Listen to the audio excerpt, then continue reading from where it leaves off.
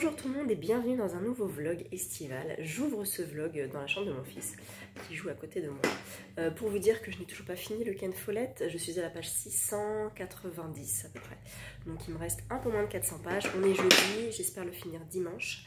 Et ensuite je lirai avec Estelle et Mag La part des cendres de Emmanuel Favier, qui est un roman de la rentrée littéraire qui est énorme, qui fait genre 500 pages je crois, et que j'espère lire sur la semaine avant de repartir en vacances.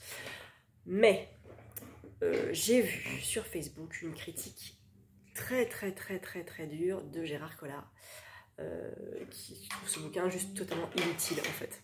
Les idées sont bonnes mais la plume hyper alambique, hyper ampoulée, pas du tout accessible, trop de style pour rien du tout. Du coup ça nous rebute un petit peu, mais on va quand même tenter. Mais si jamais au bout de 100 pages ça ne passe pas, je l'abandonne sans scrupule. Voilà, j'ai pas envie de me forcer à lire un truc comme ça. J'en ai un autre de la rentrée littéraire d'Albin de Michel à lire, c'est Notre royaume n'est pas de ce monde de Jennifer Richard. Jennifer Richard, c'est celle qui avait écrit... Ah mince, je l'avais lu pour le prix RTL Lire l'année dernière, c'était Le diable parle toutes les langues, voilà. Et il sort en poche là, en même temps que la rentrée littéraire. J'avais bien aimé, l'écriture était très belle, très juste, et du coup là j'en attends beaucoup. C'est mon libraire qui m'a conseillé, donc je l'avais pris en service presse. Donc voilà, si jamais La part des cendres ça le fait pas, peut-être que je me pencherai sur l'autre, donc Albin Michel, mais qui est aussi gros et que j'espère quand même finir avant vendredi. Soit j'en prendrai d'autres et je prendrai des petits de ma palle ou d'autres qui sont prévus. Voilà, j'espère que vous ça va, que vous n'avez pas trop chaud là. On est jeudi, ils annoncent une nouvelle vague de chaleur, mais je crois qu'il pleut dimanche, lundi, donc on va attendre avec grande impatience la pluie. Et puis voilà, on va aller faire les courgettes. Non. Oh si. Bah si. Faut les éplucher et les mettre dans le plat pour les faire cuire. Pour faire un tiens ce midi. Tu veux? Pas gagné.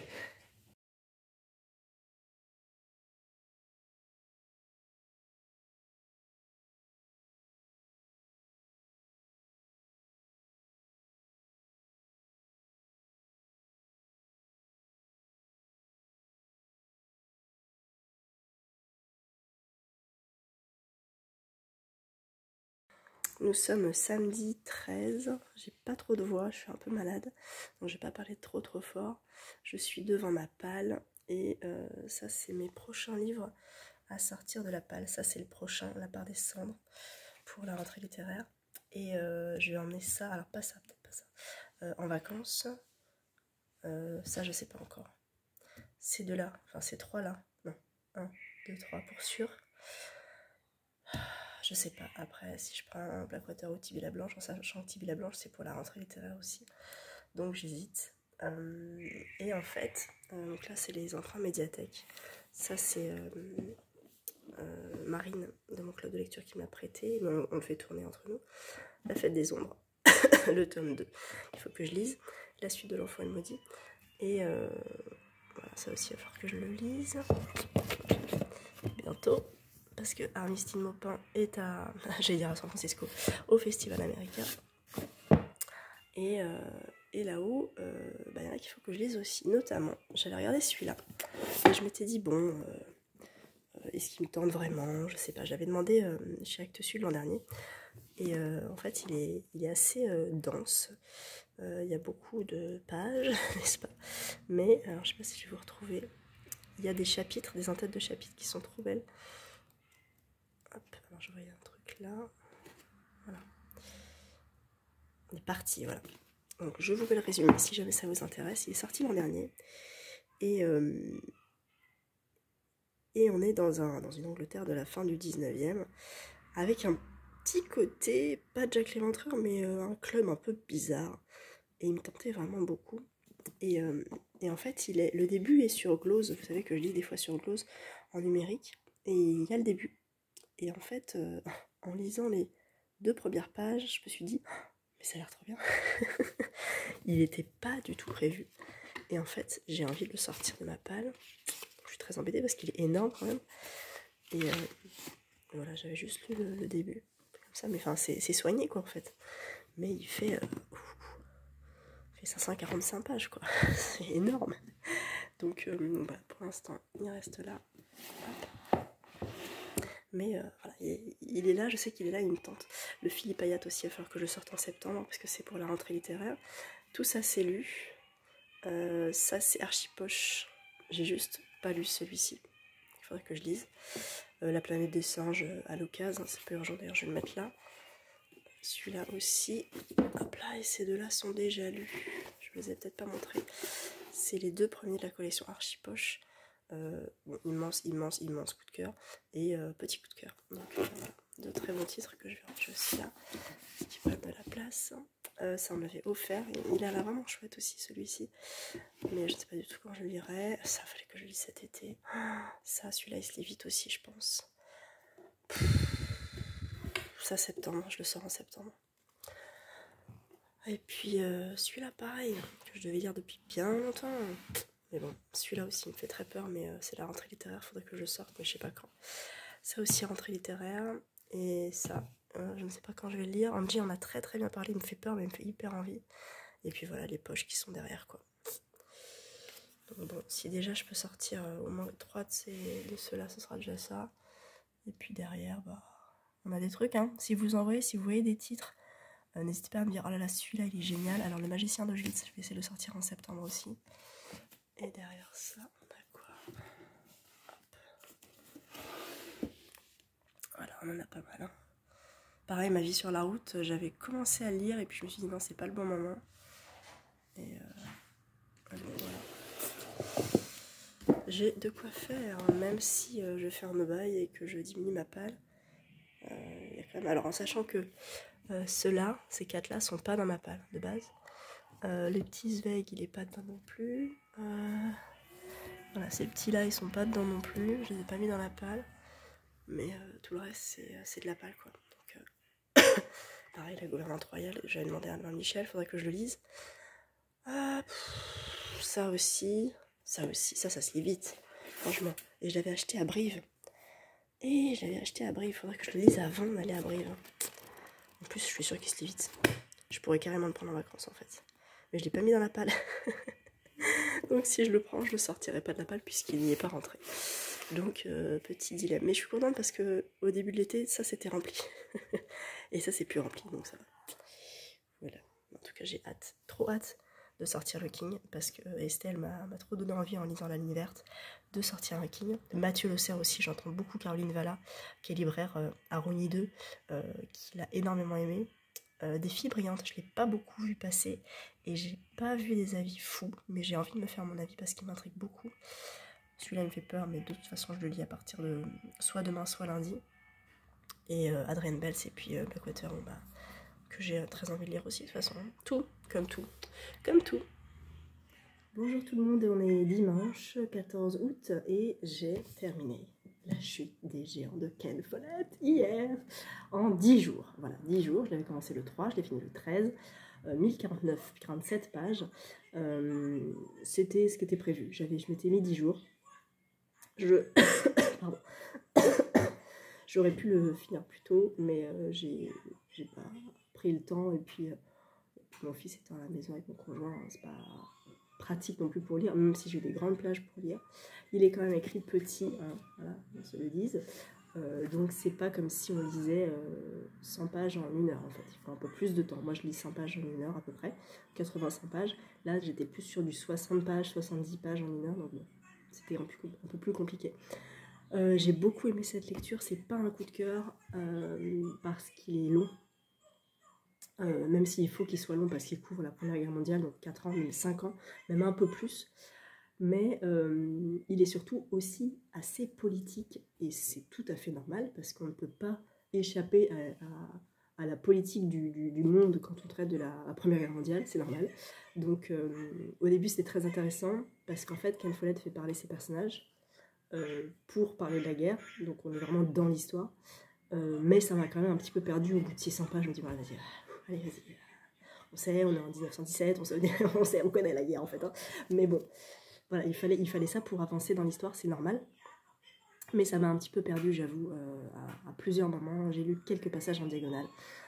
Parce que ça faisait 8 jours que j'étais dessus, que j'avais envie d'avancer, que j'avais envie de le finir, et que la partie politique ne m'intéressait pas des masses. Néanmoins, chapeau, vraiment, chapeau, parce qu'au début du livre, il y a 2-3 pages avec plein de personnages. plein de personnages. Je sais pas, je les ai pas comptés, mais il y a 5 familles en fait. Une famille américaine, même 2 familles, les Anglais, les Écossais, les Français, les Allemands, les Autrichiens et les Russes. Et les Gallois. Voilà, c'est vraiment, ils couvrent mais tout en fait, toute l'Europe, même un peu plus. Et ces familles-là, donc on les découvre au fur et à mesure, et elles vont se croiser, elles vont se rencontrer. Certains de leurs enfants vont tomber amoureux, mais ne pourront pas se marier parce que c'est pas la bonne personne, parce que comment dire, ça ne rentre pas dans les codes de la famille en question, parce que la guerre arrive et que l'homme doit s'engager en tant que soldat, donc il faut vite se marier, mais plutôt en cachette, donc faire très attention. C'est passionnant, vraiment c'est passionnant. Et c'est cette partie-là vraiment que j'ai préférée, la partie histoire avec un petit H, même si la partie histoire avec un grand H est super intéressante, il réussit à nous ancrer ces personnages dans l'histoire de France, enfin du monde même mondial, par une petite porte. Il pose pas ses gros sabots en disant Première Guerre mondiale, attention, les conflits entre machins, tu me perds en fait. Mais si tu dis Billy est un petit mineur qui descend dans les mines de charbon, Maud est une jeune fille qui travaille dans un journal, et du coup tu as introduit tes personnages dans un certain milieu, dans un certain quotidien, et ce quotidien va être bouffé par l'histoire avec un grand H, et là t'es dedans en fait. Donc vraiment extra là-dedans, franchement chapeau. C'est pour ça que j'ai quand même mis 18, mais c'est pas un coup de cœur. N'ayez pas peur de sa taille, vraiment, n'ayez pas peur de sa taille. Si vous avez la possibilité, prenez-le sur liseuse, parce qu'il est vraiment petit. Sinon, prenez le temps et acceptez de lire peut-être le départ lentement. Et encore, le prologue avec Billy est saut germinal, mais vraiment. Et en fait, après on est compris dans l'histoire. Et une fois qu'on est dedans, même s'il y a de la politique, on est quand même dedans. On veut quand même savoir ce que Fitz va devenir, ce que Maud et Esther vont devenir, Billy, qu'est-ce qu'il devient aussi. Enfin, on s'est vraiment attaché à ces personnages-là. Donc vraiment, chapeau. N'ayez pas peur de la taille de ce bouquin. De toute façon, Ken Follett fait des pavés, donc il faut s'y habituer. Je lirai le tome 2 avec grand plaisir, mais pas cette année. L'été prochain, probablement. Voilà, donc enfin, j'ai fini mon pavé de l'été, ça y est. Et pour fêter ça, j'entame un deuxième pavé. La part des cendres de Emmanuel Favier, qui avait écrit Les montagnes. C'est quoi son truc? Non. Les chevaux? Non, je sais plus. Le courage qu'il faut aux rivières. Rien du tout. Rien à voir. Et Virginia. Alors Virginia, c'était une espèce de biographie de Virginia Woolf que j'avais abandonnée au bout de 40 pages tellement l'écriture était perchée, dense, trop... Enfin, pas assez fluide. J'arrivais pas du tout à rentrer dedans. Et là, j'ai lu 4 pages et j'ai fait waouh, c'est superbe, mais c'est beaucoup trop superbe en fait, parce que du coup, je ne comprends rien à ce que je lis. Alors, je le lis avec Estelle, petite lectrice, et Triple L de Magda. Le problème, c'est qu'il y a quelques jours, j'ai vu une critique de La Griffe Noire de Gérard Collard qui a démonté le bouquin, démonté, en disant c'est trop empoulé, c'est trop alambiqué, ça sert vraiment à rien, c'est propos de m'as-tu vu, je sais pas quoi. L'idée est bonne, mais vraiment le langage, l'écriture au secours. Alors quand on lit ça et qu'on doit le lire et qu'il fait 500 pages, tu fais ok, bon, est-ce que j'en prends compte ou pas? Est-ce que j'en tiens compte ou pas? Tu dis bon, ok, c'est pas mal. Vous entendez La Maison de Mickey, hein, si jamais vous entendez quelque chose, c'est mon fils qui est passionné par La Maison de Mickey. Donc, c'est très bien écrit. Je vais quand même vous lire le début en sachant que cette vidéo sortira après la rentrée littéraire, donc tout va bien. C'est un rêve brûlant où l'on marche en fantôme, une ville de bois qui flambe, une cité de brandons et de poudre cuivrée s'élançant vers le ciel. Parmi les baraques en torche, les poutres s'affaissent et le fer des toits qui fond. Un homme déambule. Il a 29 ans, la moitié de sa vie. Il s'appelle Henri, aime exagérément l'amour, vérole incluse. Se plaît exagérément à étudier les contours sensibles de son âme, se pâme pour un sein blanc, un tableau ou un opéra. Et pourtant, c'est un fonctionnaire de l'Empire, chargé d'intendance et de discipline auprès de Paris, ce soldat. Des grognards épuisés, moustaches et un pistolet que l'hiver n'a pas encore rasé et anneaux d'or ternis à l'oreille qu'il se doit d'exhorter au pillage de farine et d'avoine. C'est très beau, c'est très bien écrit. Mais à un moment donné, tu as envie de varier un tout petit peu l'écriture. Et en fait, elle ne varie pas. Après tout, il n'en est pas à son premier incendie, loin de là. Alors, il faudra que je vous... Attendez, un petit peu plus loin, je crois. Voilà. Fyodor Rostopchine, nous épargnerons au lecteur ou à la lectrice française le T imprononçable que certaines sources, à commencer par les descendants du comte lui-même, insèrent entre le P et le C, a fait ce qu'il avait à faire. Le gouverneur refusant de laisser aux nabos corsicains davantage que les rebuts calcinés de la noblesse moscovite, a fait évacuer les habitants de la ville aux pierres blanches. Seuls quelques renégats ont refusé de quitter leur giron maternel. Bourgeois sans famille, trop vieux pour voyager, mendiants ou étrangers, soldats blessés, reclus dans les hôpitaux, aliénés, libérés des asiles et prisonniers des prisons, ou encore une poignée de patriotes qui, excités par les affiches que Fiodor a placardées partout dans la cité, s'indignent d'abandonner celle-ci aux brutalités gauloises. Franchement, t'es obligé meuf d'écrire comme ça aussi, wow, tu vois, alambiqué. Bon, j'ai lu 10 pages. Je n'ai lu que 10 pages. Néanmoins, j'aurais peut-être besoin de relire ces 10 pages, ces 10 pauvres petites pages, parce qu'en fait, je ne sais pas où on va. Vous savez, quand on lit un truc comme ça, il y a plein de branches, et derrière, tu as l'histoire, et tu pousses un peu les branches en disant, tu veux dire quoi en fait? Pousse-toi là. Ah ok, c'est ça donc l'histoire, d'accord. Sauf que toutes les branches te reviennent dans la tronche, à cause de l'écriture en fait. Voilà, c'est ça. L'écriture, elle est comme ça pour moi. Elle est... Voilà, il y en a partout. Donc pour l'instant, ça me perd un petit peu, j'avoue. Mais, on va tenter. J'aimerais quand même bien arriver aux 100 pages. Néanmoins, j'attends l'avis d'Estelle et de Mag pour savoir un petit peu ce qu'il en est d'elle. En attendant, par précaution, et parce que je me suis levée à 5h ce matin, j'ai commencé Blackwater 3. Voilà. Parce qu'en une demi-heure, j'ai déjà lu 44 pages, hein, concrètement. Et parce que j'aime bien, en fait. Et c'est intéressant parce que ça commence avec... Alors, je ne vais pas vous spoiler, mais le tome 3 commence par les enfants. Et du coup, à travers les enfants, on retourne après chez les parents. Donc c'est très intéressant comme méthode, je trouve, d'introduction d'un livre, parce qu'on ne reprend pas là où on nous avait forcément laissé, parce que le lecteur pourrait être perdu, même s'il y a un résumé.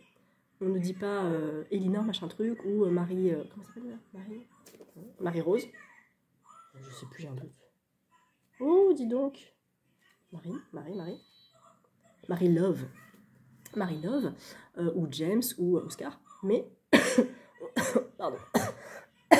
On commence par les enfants. Je suis un peu malade. On commence par les enfants. Du coup, on a une approche différente. Et on sent qu'ils ont grandi. Je crois qu'on commence en 1909, il me semble. Je sais plus si c'est 9 ou 19, je crois que c'est 1909. Et là, on est en 1928, donc plusieurs années se sont passées quand même. Et du coup, des choses ont évolué, des personnages ont évolué aussi. Certains ont disparu, certains ont réapparu. Et le fait de commencer par les enfants, je trouve que c'est un bon point de départ, parce qu'on voit tout de suite des conflits entre deux sœurs, je ne peux pas vous dire lesquelles, mais deux sœurs qui ont été élevées différemment. Et du coup, bah, c'est intéressant. Voilà. Bon, je vais quand même essayer de reprendre la part des cendres aujourd'hui. Ce matin, on va aller voir des trains avec mon fils, parce qu'il est passionné de trains. Donc on va aller à Saint-Lazare, tout simplement, pour voir des trains passer. Parce que c'est pas très loin. Et puis cet après-midi, je vais peut-être faire une petite sieste, mais il faudrait quand même que j'avance la part des cendres. Donc j'attends quand même Mag et Estelle pour savoir un petit peu ce qu'il en est. Je sais qu'Estelle l'a commencé hier soir aussi. La connaissant, je pense qu'elle est curieuse, mais peut-être qu'elle va se dire ouais, enfin l'écriture quand même, voilà. Je ne sais pas, peut-être pas, peut-être que je me trompe totalement. Et en même temps, Mag a lu un livre, je ne sais plus lequel c'est, qu'elle a trouvé un petit peu empoulé aussi au niveau du langage, de l'écriture, qui a peut-être pas besoin de tout ça, donc si elle lit ça, peut-être qu'elle va se dire bah non, zut, c'est bon. Bref, voilà. Donc mon objectif avant les vacances, là, parce que je repars en vacances le vendredi, ça va être de finir ça, ou pas, ou peut-être pas, finir l'abandonner, et du coup lire ça, plus peut-être un autre si je peux. Puisque de toute façon, j'en avais prévu 4, je crois, en plus, hein, donc j'avais pas une pile énorme en août. Néanmoins, ça fait plaisir de faire moins 1 dans la palle. Et là, j'ai fait même moins 2, en fait, concrètement, parce que j'ai sorti 2 dans la palle. Donc je suis à 41 livres dans la palle, et j'aime ça, c'est bien. Voilà. Toujours, pardon, toujours en bail, pas de manque spéciaux. Mon libraire, mes libraires sont en vacances jusqu'à mardi. J'irai leur faire un coucou la semaine prochaine quand même. Mais enfin si plein d'envie. J'ai une wishlist, mais ça va. J'ai plutôt envie comme objectif de descendre encore un peu ma palle. Si je descends à 35, oh my god quoi. Ça ferait 20 mois dans la palle. J'ai commencé à 56. Alors c'est pas énorme, hein. Il y en a plein qui sont à 200, 300, 500, tout ça. Mais pour moi 56 c'était trop, 35 ça va mieux. En sachant que j'aimerais bien faire encore un mois de no-buy. En fait, j'aimerais vraiment faire gaffe et n'acheter que lorsque le dernier arbre pour le festival américain et les lectures que j'ai prévues par exemple en octobre aussi, notamment le tome 2 des Sœurs Brontë, Les Os du Diable de Bella Ellis, le tome 5 de Anne Granger aussi, le tome 5 de Lizzie Martin, la série de Anne Granger, qu'on lit avec Estelle en octobre. Alors, Loin de la foule déchaînée, qu'on veut lire aussi pour le Victober, moi je l'ai dans les romans éternels, mais je me méfie un petit peu de la traduction, donc je préférerais l'acheter en poche, avec une bonne traduction. Et quoi d'autre encore? Mais bon, je sais qu'il y en a un autre. Ah, le livre des martyrs américains de James Carroll Oates, que j'ai très très envie de lire, qui est énorme encore, mais qui est terriblement d'actualité, un peu comme Douglas Kennedy, et que maman bouquine, Amélie, a lu genre en 5 jours en fait, hein, donc ça peut carrément le faire, mais il rentre pas dans ma palle de septembre. J'ai fait ma palle de septembre, et il est pas dedans. Voilà, en sachant que j'ai mis aussi La Bête humaine de Zola dedans, qui n'est pas dans ma palle, puisque je l'ai déjà, mais il ne fait pas partie de ma palle, et que je ne l'ai pas en poche. Je l'ai en Pléiade, je l'ai en vieux livre de poche, vous savez, des années 50, et du coup un peu abîmé. Donc je ne sais pas si je le prends... Coucou, je vais sortir ma Pléiade dans le métro. Nope. Donc je vais peut-être me le reprendre... je vais peut-être le mettre sur liseuse, parce qu'il est dans le domaine public, donc il est gratuit. Donc voilà, je sais pas. Qu'est-ce que tu fais sur le canapé? Tu regardes? Tu regardes quoi? On va aller prendre une douche, Loulou? Non. Si? Non. Et après on va avoir des trains? Non. Ah non? Qu'est-ce qu'on va faire alors? Tu ne sais pas. Très bien. Donc on va tenter quand même d'avancer ça. Je vous tiens au courant de toute manière, bien entendu. Il y a un truc que j'ai oublié de vous dire aussi, c'est que j'avais vu passer chez Margot Liseuse et chez Jeannot ce livre, l'application Nextory, Nextory. Et là, ce matin, j'ai vu la vidéo de Lucie, pardon. Alors je lis, attendez, je vais mettre là, qui en parle aussi. Et du coup, je me dis, hey, c'est vraiment l'occasion. Du coup, je l'ai téléchargé. Et j'avais un problème sur Kobo, c'est qu'il y a finalement peu de mes livres de Pâle qui sont en audio. Mais j'en ai trouvé un, c'est Station Eleven, donc ça sera mon prochain livre audio, je suis trop contente. Donc le but, en fait, moi, mes livres audio, c'est de faire sortir mes livres de ma palle. C'est pas d'écouter des livres que je n'ai pas encore dans ma palle, parce que ça fait pas baisser ma palle. Et le but, c'est de baisser la palle, toujours. Donc je me dis, hey, Nextory, cool, on va essayer. Il y a rien de ma palle qui est en audio sur Nextory. Pourtant, il y a du choix sur Nextory, il y a plein de trucs. Donc peut-être aller jeter un œil aussi parce que ça peut être très intéressant. Il y a des e-books, il y a des audiobooks, il y a de la presse aussi, il y a des podcasts, il y a plein de trucs. Et oui, je vais jouer de la guitare avec toi. Mais c'est les guitares de papa, tu sais qu'on peut pas trop y toucher à ça. Non, très mauvaise idée. C'est quoi ça? C'est une lampe torche, c'est une lampe frontale. C'est à papa? Oui, c'est à papa. Et du coup, c'est très intéressant. Il y a plein de choses et on a 2 livres par mois pour 9,99 €, là où Audible, Kobo et d'autres sont à 9,99 € avec un livre par mois. Donc très bien, très belle offre avec 30 jours gratuits, même 45 jours je crois pour certaines offres. Parfait, sauf que je n'ai rien dans ma palle qui va en audio, donc ça ne m'intéresse pas. Voilà, j'en suis désolée. Donc Nextory, bah c'est Next en fait, hein, c'est pas pour moi. Je vais rester sur Kobo. J'ai mon petit crédit pour Station Eleven, ça sera parfait. À partir de... Tu veux un pompier? Oui. Où ça? Ah, tu veux ça? Alors ça c'est les gendarmes, je sais pas un pompier. Merci. Qu'est-ce qu'on dit? Merci. De rien. Apprentissage. Donc je vais rester sur Kobo avec Station Eleven pour le mois de fin ou début septembre, en sachant que mon crédit c'est le 20. Donc ça me durera fin ou début septembre. Pour faire le ménage, pour faire des trucs, tout ça. Donc ça c'est chouette. Et puis après par contre je suis coincée parce qu'il n'y a pas d'autres livres sur Kobo qui sont dans la palle. Je ne sais pas comment faire.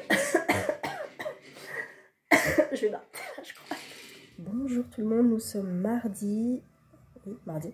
Et je viens vous annoncer que c'est un abandon pour la part des cendres. Et je ne suis pas la seule puisque Mag et Estelle ont également abandonné ce livre-là. J'ai tenu 25 pages. Hein. Je n'ai pas pu faire plus parce que c'était...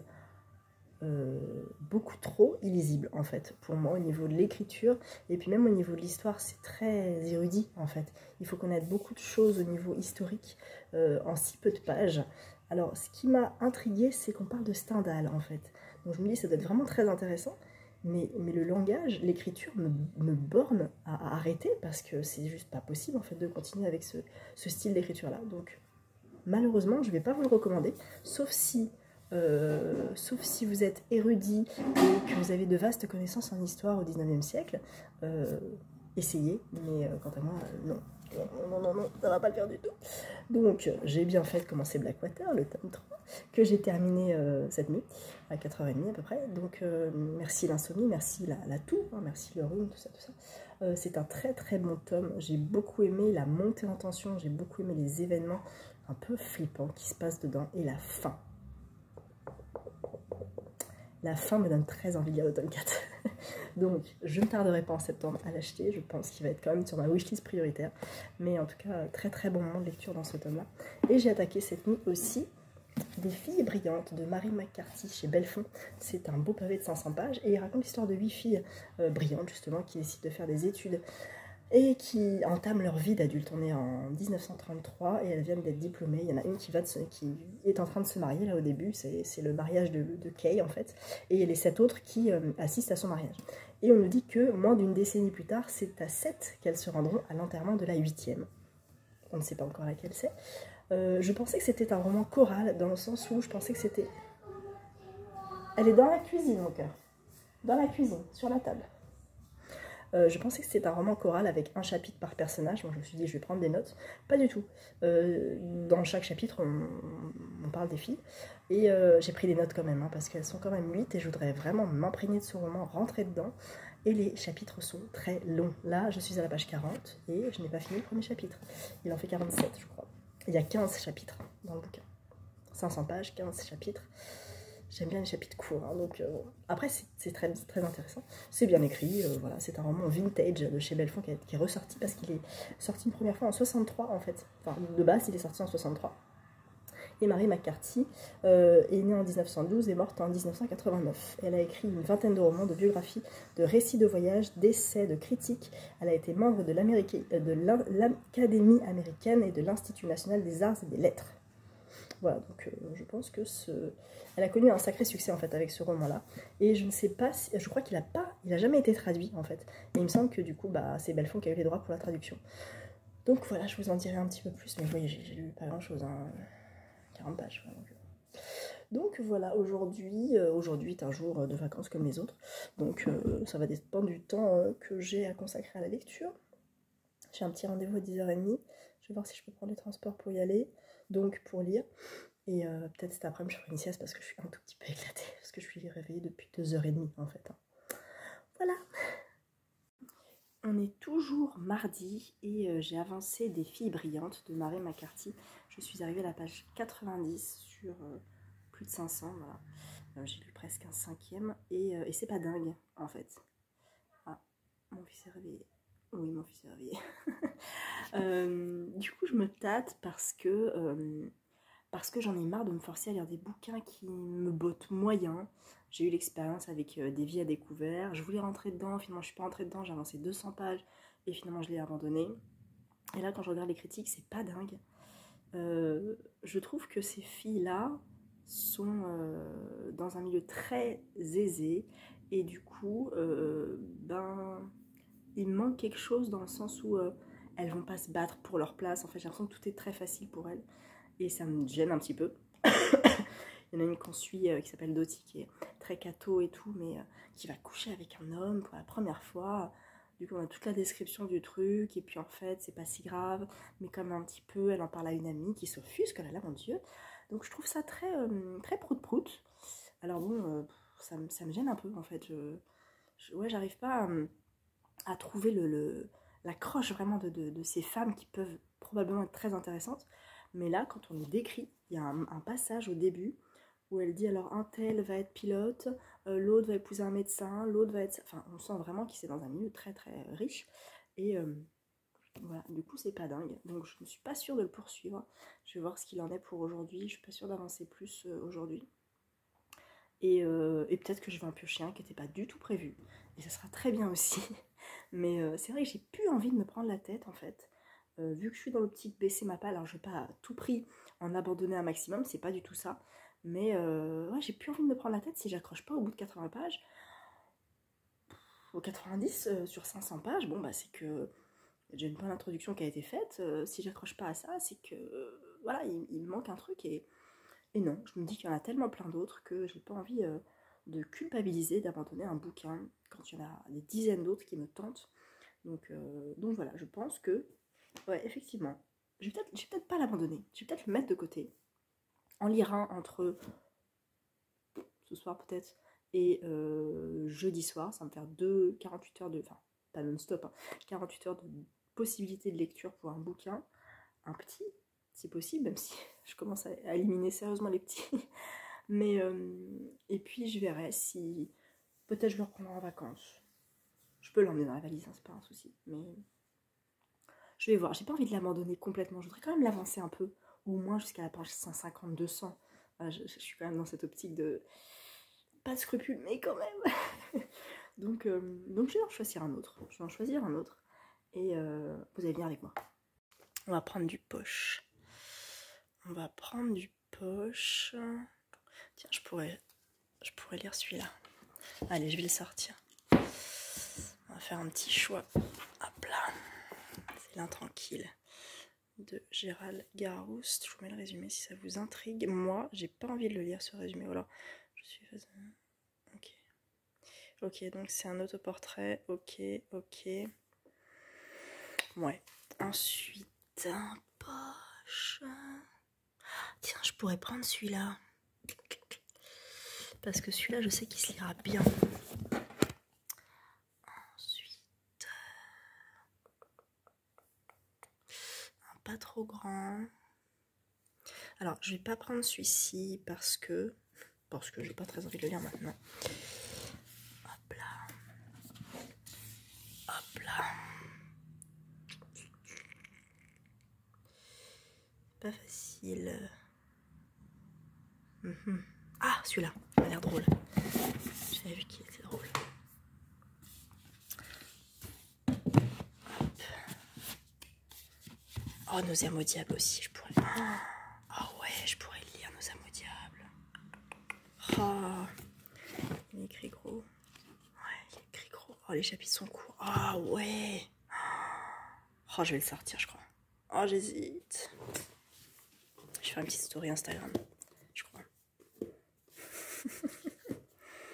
Plouf, plouf. Bon, non. Ah, j'hésite. Parce que les trois peuvent être vraiment cool. Celui-là, il fait combien? 425. 407, 403. Ah, il est dédicacé. Oh, il est dédicacé. Cool. Et celui-là, 367. Oh, je sais pas. Bon, quand vous verrez cette vidéo, j'aurais choisi, hein, j'aurais peut-être même fini. Mais, oh, je sais pas. Bon, plouf, je vous retrouve après. C'est celui-là qui a été choisi par Instagram et par moi aussi, parce que clairement j'avais très envie de le lire, même si les deux autres me tentaient beaucoup. Du coup, je l'ai commencé hier soir, j'ai lu ça, et encore j'ai pas eu beaucoup de temps pour lire hier et un peu ce matin. J'ai déjà lu 84 pages, il se lit tout seul, mais quand je dis tout seul, c'est vraiment tout seul. Quand je l'ai sorti et quand Mag l'a vu, elle a proposé une lecture commune parce qu'il est dans le jury, dans le prix du jury du festival Sans Nom. À Mulhouse en octobre, je crois. Elle est jury, elle en a 7 à lire, il me semble. Et celui-là est sur la liste. Du coup, elle a un peu sauté dessus. On fait une lecture commune. Oui, bien sûr. Mais sauf que moi, j'avais déjà commencé, j'avais lu une quarantaine de pages. Et elle m'a dit, bon, bah, je te rattraperai ce soir. Et en fait, elle a lu 250 pages, je crois, dans la soirée. Donc, il se lit vraiment, vraiment bien. J'espère le finir avant vendredi. J'ai pas très envie de l'emmener. Donc, je pense que ça sera fini avant vendredi. Il fait 375 pages. Il se lit vraiment, vraiment vite. Donc on est sur une disparition d'enfants. J'avais un peu peur parce que, étant maman, j'ai un peu peur. Angie aussi, son petit cœur de maman a été un peu malmené, mais c'est tellement bien fait, c'est tellement juste au niveau des émotions, en fait, des ressentis. Alors je n'ai jamais vécu d'enlèvement d'enfants, mais on sent en fait l'émotion, le tragique et en même temps le normal, le bizarre, on ne sait pas trop ce qu'on doit faire, on ne sait pas trop comment réagir, on a plein de pensées trop bizarres qui nous arrivent et ça paraît hyper réaliste, hyper juste. Donc voilà, je passe un très bon moment, même si c'est tragique comme histoire, vraiment c'est top. Et puis en plus ça se passe à l'île d'Oléron, je connais très bien l'île d'Oléron, donc voilà, je continue. et je suis bien contente. Voilà. Bonjour tout le monde, on est jeudi et il me reste 50 pages de Nos âmes au diable. Je suis vraiment au dénouement, il se dévore, il est assez dingue en fait. On est sur une disparition, je crois que je vous en ai déjà parlé, hein, sur l'enlèvement de Sixtine, qui est une petite fille de 10 ans. Ça se passe sur l'île d'Oléron et ses parents, qui sont pas séparés, mais voilà, leur couple bat vraiment de l'aile, s'inquiètent, font des recherches, demandent à la police. Il va y avoir une inspectrice qui va rentrer en jeu aussi là-dedans. Et en fait, il se passe pas mal de choses dans le temps. C'est-à-dire qu'on est ensuite 3 mois plus tard, je crois 1 an plus tard, 6 ans plus tard, et là on est quelques heures plus tard. Enfin voilà, il y a vraiment des parties quand même très qui s'étalent dans le temps. Et je passe un très très bon moment, même si j'ai un peu peur de la fin, j'avoue. Parce qu'il y a une histoire, un thème voilà, qui est souvent abordé dans les thrillers, tout ça. Et quand j'ai commencé à découvrir le thème, je me suis dit, ah, comment est-ce qu'ils vont terminer ce bouquin? Et en même temps, il y a eu un espèce de flottement pendant quelques chapitres au niveau de la moitié du bouquin. Et puis aux 2 tiers du bouquin, il se passe un truc vraiment auquel je ne m'attendais pas du tout, qui est... Ok, et à partir de là, ça s'accélère. Et encore un autre événement énorme, un espèce de retournement de situation, très intéressant. Et là, je suis vraiment au dénouement parce que je ne peux pas vous en parler bien sûr, mais un des personnages du livre se révèle. Voilà, je ne peux pas vous en dire plus, mais j'essaie de vous teaser un peu, de vous donner envie, mais de pas trop vous en révéler comme d'habitude.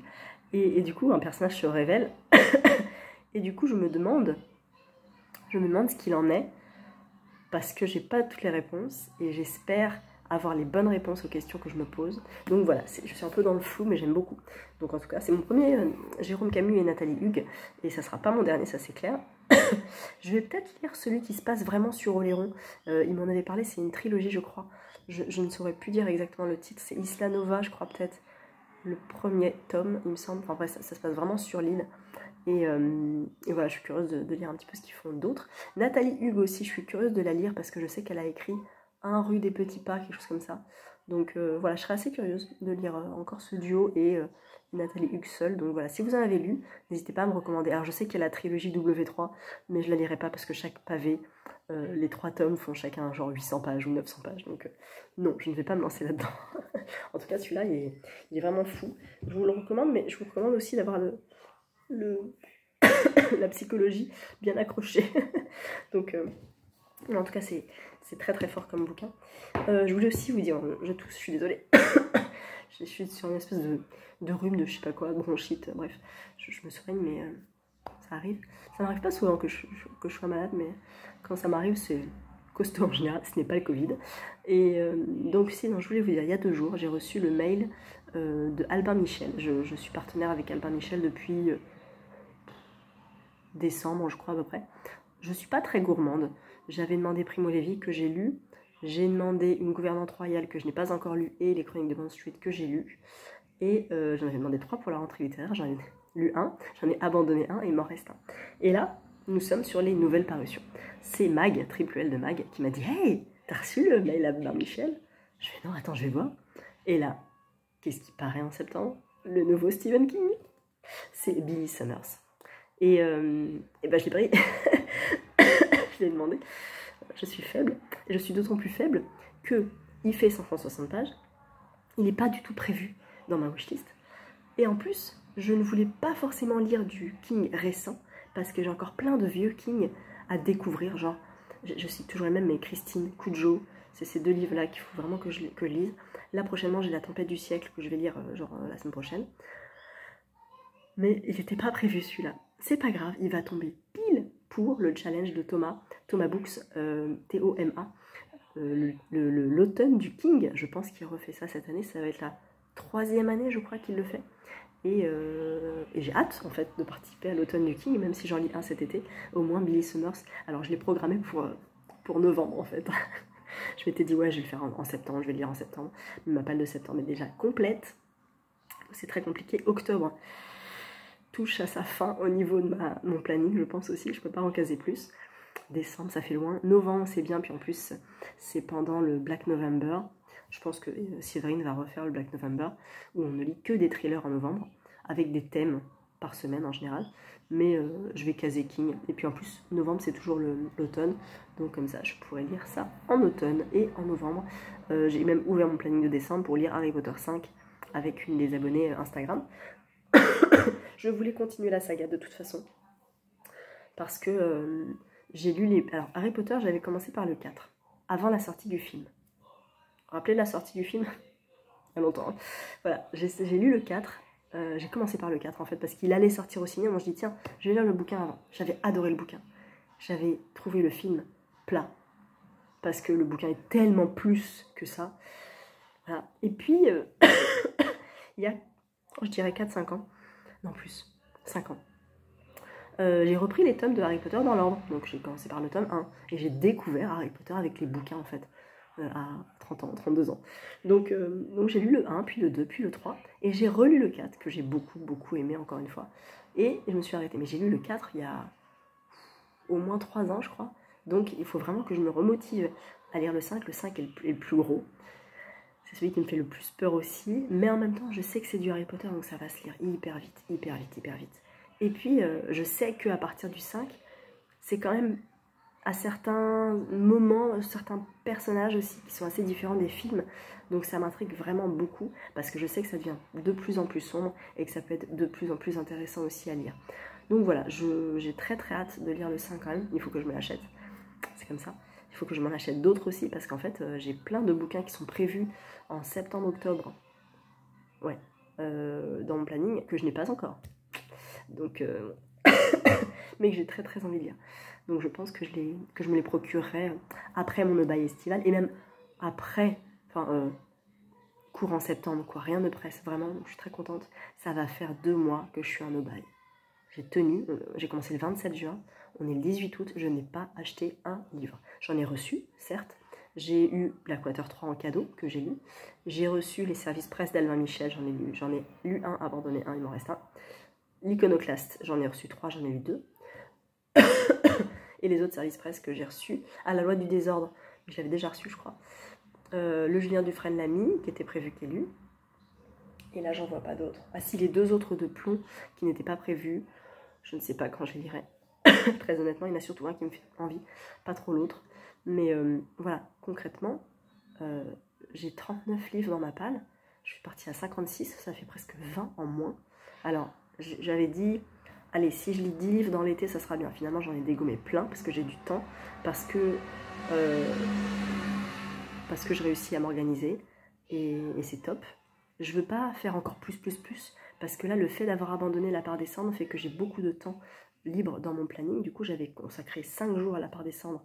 Hop, ils disparaissent, donc ça me fait 5 jours d'autres lectures. Donc j'ai sorti des filles brillantes que je reprendrai. Je sais pas encore si je le prends en vacances.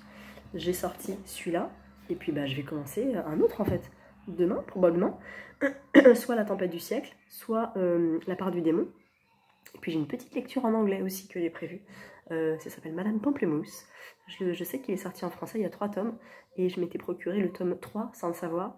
Et du coup, je m'étais recommandé le tome 1. Donc j'ai le tome 1 que je lis en lecture commune avec 2 filles sur Instagram. Et c'est bien parce que ça va me faire lire en anglais. C'est Michael du Renard Doré qui est parti là aux États-Unis là il y a quelques jours. Et qui a acheté plein de bouquins en anglais. Et je lui ai dit, oh là là, je regrette de ne pas avoir un assez bon niveau d'anglais pour lire en anglais plus souvent. Mais il m'a dit, mais ça se pratique et tout. Et effectivement, ça se pratique. Et j'ai lu en anglais. J'ai quelques bouquins en anglais que j'ai lus. Jeunesse, hein, je reste vraiment sur du jeunesse. Et du coup, ça m'a remotivée. Donc je me dis, allez, je sors Madame Pamplemousse. Il est très court. Je vais vous le montrer. Le voilà, Madame Pamplemousse. Alors, je ne sais pas si on va voir les effets. L'effet un peu violet comme ça, doré. Voilà, là on le voit. Pas doré, mais brillant. Voilà. Il est très beau. Il y en a 3. Ça, c'est Madame Pamplemousse and Her Incredible Edibles. Je ne sais pas ce que c'est que Edibles. Mais je voudrais éviter de prendre le dictionnaire quand même. Et vous voyez, il est écrit super gros, super espacé. Il y a des images et il fait 137 pages. Voilà. Concrètement, ça peut le faire. Je pense que si je ne lis que ça, si je m'y mets, en 3-4 jours, 3 jours, il est fini. C'est pas du tout le même rythme hein, qu'un livre comme ça, en fait. Celui-là m'aura fait, je l'ai commencé quand? Avant-hier, et je le finis aujourd'hui. 2 jours et demi. Voilà. Mais c'est en anglais, du coup j'ai besoin de pratiquer doucement. Et j'espère, j'aimerais bien lire les 3 tomes de cette saga avant la fin de l'année. Peut-être que c'est possible, effectivement. Et je dis ça, mon planning de septembre est plein, mon planning d'octobre commence à sérieusement se remplir. Novembre, je l'ai commencé, je l'ai ouvert aussi. Décembre, je l'ai ouvert aussi. Ces livres sont en anglais, donc ne sont pas dans ma palle. J'ai pas tout dans ma palle. Et du coup, voilà, bon, c'est pas grave, je suis très très contente de le lire. De quoi ça parle? Dans la ville de Paris, on the banks of the river, sur la rivière, je sais pas quoi, tucked away down a winding alley, je sais pas ce que ça veut dire. There's a shop, ok, il y a une boutique. Quand Madeleine est envoyée on an errand, je sais pas ce que c'est, by her horrible uncle, she discovers by chance. Donc elle est envoyée quelque part par son oncle et elle découvre la boutique de Madame Pamplemousse. Ah, c'est pas elle, Madame Pamplemousse, ok. Aussi, j'ai peut-être elle, remarqué. Bon, bref, il faut vraiment que je m'y mette. Mais je sais qu'au bout d'un moment, on a un rythme de lecture et qu'on s'habitue à lire en anglais. Donc j'ai hâte de ça. Voilà. Eh bien, écoutez, je vais vous laisser. Et puis, je vais finir Nos Âmes au Diable. Et après, je ne commencerai pas de bouquin aujourd'hui, je pense. J'irai faire un tour en librairie pour faire coucou à mes libraires, pas pour acheter des bouquins. Si, parce que j'ai une carte à acheter aussi. Et puis voilà. Voilà, donc une bonne journée en perspective. Nous sommes vendredi matin et j'ai commencé hier soir La Tempête du siècle de Stephen King, qui est mon, je dirais 36 ou 37e de King. J'en ai lu quelques-uns déjà. Là, c'est un petit peu inédit parce que c'est un scénario. En fait, il a écrit d'abord le scénario et genre 1 an plus tard ou 2, le film a été adapté, enfin la mini-série en 3 épisodes a été adaptée du livre, du scénario. Donc là, je vous montre un petit peu. J'ai vraiment commencé, je suis page 30. Voilà, on a écrit... Ah non, c'est pas écrit là. Attendez. Voilà. Page d'avant, un peu plus claire. Voilà. Extérieur, non, les différents plans avec la voix off. Je sais pas si vous allez bien voir, mais voilà, c'est un scénario. Donc c'est un petit peu inédit. J'ai jamais lu de scénario et j'en ai entendu des bons retours, vraiment des très bons retours. Oh, il a accroché ça. C'est pas grave, Dodo. Problème résolu. Donc j'en ai entendu des très bons avis et il faut juste passer l'étape scénario. Une fois qu'on est rentré dedans, c'est très bien. Psychologiquement, c'est intéressant. Il y a de l'ambiance et tout, et de la tension. Donc ça me parle. Qu'est-ce que tu fais? Ça m'intéresse, ça m'intrigue et j'ai très envie de l'aimer aussi. Comme j'avais très envie d'aimer Les Filles Brillantes, que finalement j'ai mis de côté. Mais je le reprendrai. En tout cas, voilà. Il me fait... il va me faire quelques jours, je pense. Il fait 400 pages quand même. 430 pages. Donc voilà, c'est l'histoire de quoi? Eh bien écoutez, j'ai même pas lu l'histoire. C'est l'histoire d'une tempête qui s'abat sur une petite ville. C'est tout ce dont je sais. Sur l'île de Little Toll, on a l'habitude des tempêtes. Pourtant, celle qui s'annonce sera, dit-on, particulièrement violente. Et surtout, la petite communauté tremble d'héberger Linoge, l'assassin de la vieille Mrs. Clarendon. Cet homme étrange fait même peur au shérif. C'est un livre qui date de 97 ou 98 je crois et il y a une belle préface d'une quinzaine de pages où King explique vraiment son processus d'écriture par rapport à ce livre là, à ce scénario. Donc j'ai commencé à lire la préface, mais je pense que je continuerai à la lire parce que je pense que ça peut donner des clés pour cette lecture. Voilà.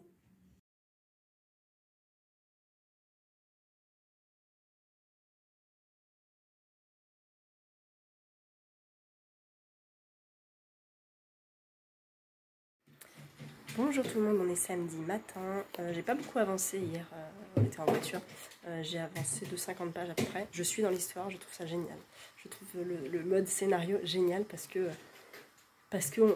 nos yeux voient tout à fait ce que King veut qu'on voit et le décrit très bien. Donc c'est beaucoup de descriptions finalement parce qu'il est obligé en fait de faire plein de descriptions, c'est un scénario et puis les dialogues sont pratiques parce qu'il a le nom du personnage à chaque fois avant qu'il parle, donc on sait qu'il parle. C'est très pratique.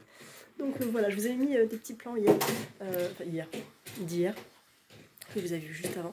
Là on est à Issoire, en fait on est en étape avant d'aller dans le sud et c'était l'abbatiale d'Issoire et la tour de l'horloge qui sont très jolies. Donc voilà, on reprend la voiture ce matin et on descend dans le sud, beaucoup plus au sud. Donc on va aller voir la mer.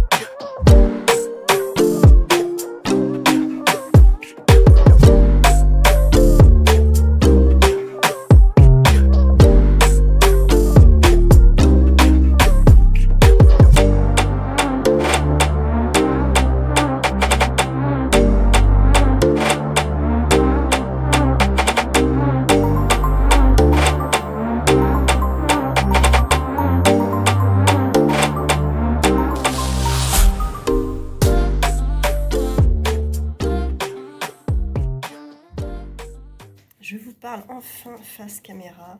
On est jeudi combien 23, 24. Et je suis en train de vous parler, je vais vous parler de deux lectures, donc que j'ai vraiment presque terminé, vous voyez ce qu'il me reste. Alors, première lecture, c'est La tempête du siècle de Stephen King, qui est, j'ai calculé, mon 39e King. Le 40e, ce sera potentiellement Billy Summers, qui sort là en septembre. La tempête du siècle est une excellente lecture. Vraiment, je ne m'attendais pas à ça. Je l'avais dans ma palle depuis peut-être 3 ans, quelque chose comme ça. Et je pensais pas le sortir tout de suite. C'est plus j'avais envie parce que Estelle a lu La ligne verte et que ça m'a vraiment donné envie de sortir un King. Et je suis pas déçue. C'est un format scénario, donc c'est un petit peu particulier. Si on n'est pas habitué, il faut quelques chapitres, et encore c'est même pas des chapitres, c'est des actes, pour s'habituer au format. Vous voyez, extérieur, intérieur, tout ça. Donc beaucoup de descriptifs finalement, mais pour une super compréhension de l'histoire. Ça monte en tension, on est sur la petite île de Little Toll, où une tempête énorme se prépare. Et les habitants, les 400 petites âmes de cette île vont se retrouver confrontés à un meurtre. Un homme va arriver sur l'île et va tuer une vieille dame. Et le problème c'est qu'on va le mettre dans la prison locale. Pause le loup. Et on veut l'envoyer sur le continent, sauf qu'on ne peut pas parce que tout est coupé, toute la communication est coupée, on ne peut pas l'envoyer, les bateaux ne circulent plus parce que la tempête arrive. Donc on est contraint de le laisser dans la petite prison du petit commissariat de la petite Little Toll de l'île. Et ce mec est un peu suspect, hein. Ce gars est un petit peu suspect, il s'appelle Linoge. Et il est dans son coin, il bouge pas. Il marmonne des trucs dans sa barbe, et puis il a les yeux qui sont un peu rouges des fois, on se dit tiens c'est bizarre. À côté de ça, il y a 2 suicides très bizarres, à la hache, une pendaison, tout ça, enfin des trucs vraiment, vraiment chelous qui se passent. Il est parti chercher du pain. Et du coup, voilà, 2 suicides, et puis d'autres. Oh non, tu casses là. Donc, voilà, une vague de suicides, de meurtres aussi. Mais pourquoi tu casses ? Voilà, bref, donc pas mal de choses qui se passent sur cette île, en plus de la tempête. Donc, je disais donc beaucoup de tensions et par la tempête et par cette vague de suicides et de meurtres sur la ville, enfin sur l'île, alors que concrètement l'assassin est derrière les barreaux. Mais il y a quand même pas mal de choses qui se passent. Donc très bien ficelé, super monté en tension, et puis c'est du King, quoi. Il réussit à nous accrocher à son truc, même si c'est un peu vintage, j'avoue. Je me demandais ce que voulait Linoge. En fait, il dit, quand il y a ces vagues de suicides, de meurtres, tout ça, il écrit, ou il fait écrire « Donnez-moi ce que je veux et je partirai ». Donc, donnez-moi ce que je veux et je partirai. On ne sait pas trop ce qu'il veut. Et comme on ne sait pas trop ce qu'il veut, c'est un petit peu angoissant, donc un peu plus de tension, tout ça. Jusqu'au moment où on sait ce qu'il veut, c'est absolument abominable. Et c'est très King pour moi, et j'aime bien, je me suis régalée, vraiment, j'ai adoré ce bouquin. Donc, si vous ne le connaissez pas, et que vous n'avez pas peur du format scénario, en sachant qu'on s'y habitue quand même, eh bien, allez-y, vous aurez un bon King, un bon scénar, en sachant que ça date de 97, je crois. Bah oui, tu casses, si tu veux que je te dise. 99, édition française, j'imagine, donc peut-être 98, édition américaine, et là, l'histoire se passe en 89. Voilà, donc on Ouais, un petit côté vintage quand même, hein, avec un méchant, très méchant, comme dans beaucoup de King, et une population un petit peu livrée à elle-même, qui ne sait pas trop, qui fait avec des meurtres, avec des histoires un petit peu glauques. Et c'est du King, c'est du très bon King. Donc moi j'ai beaucoup aimé. Voilà, deuxième livre que je suis en train de terminer, c'est La part du démon de Mathieu Le Serre. Il me reste, voilà, je suis page 427 et il y en a 400, voilà, 52, voilà, donc il me reste 25. Voilà, je vais essayer de finir là ce soir. On est sur une histoire de religieuse assassinée, avec 3 personnages principaux, avec 3 parties distinctes. Première partie, Esperanza. Deuxième partie, Dorval. Je sais plus. Mani, troisième partie Mani. Et deuxième partie, je sais plus. Dorival. Pardon. Donc Esperanza, Dorival et Mani. Je me suis attachée à Esperanza, pas trop à Dorival. Non, c'est pas Dorival la deuxième partie, c'est Christian, excusez-moi. Christian est un personnage intéressant. Et troisième partie, Mani, qui est un personnage également intéressant. Et là, j'aime bien en fait la façon... Pardon, j'ai mal au bras. Donc c'est structuré au niveau de ces 3 parties parce qu'on apprend vraiment plus au niveau des personnages. On sait plus, c'est bien fait. Au niveau de l'enquête, c'est bien fait aussi. Mais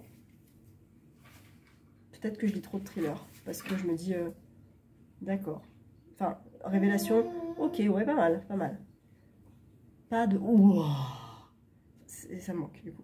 Mais c'est bien, franchement c'est bien. J'ai eu énormément de bons avis quand je l'ai posté sur Insta. Quand j'ai commencé à lire, tout le monde m'a dit oh, j'ai adoré, c'est vraiment un super thriller, je l'ai dévoré, c'était top. Et j'ai dévoré aussi parce que j'ai commencé avant-hier. 450 pages quand même. Il se dévore, ça c'est clair, il se dévore. La psychologie des personnages est bien creusée. Mais pour moi, j'attends vraiment plus d'un thriller. Ce n'est pas du tout une critique parce que c'est un bon thriller. Mais il me manque quelque chose. Donc je ne pense pas lire la suite. Du coup, voilà. En tout cas, très, très bonne découverte malgré tout. Donc je pense le finir aujourd'hui ou demain. Et ensuite, comme j'aurai fini ma palle, et je n'ai pas pris des filles brillantes en vacances, je vais potentiellement lire le tome 2 des Chroniques de San Francisco pour préparer la venue de Armistice Maupin. Bah oui, t'as cassé, chouchou. T'as cassé. T'as fait mal à la plante. Non. Si. Et voilà, donc écoutez, je vais refermer ce vlog estival, ce dernier vlog estival, parce que on se retrouvera en septembre, parce que là on est fin août, donc c'est vrai que je réouvre un vlog. Donc on se retrouve en septembre avec des horaires normaux, un paysage que vous connaissez, ça va chez moi. Et voilà, j'espère que vous avez passé un bel été, que ces vlogs vous ont plu, et que vous avez fait également de belles lectures. À bientôt!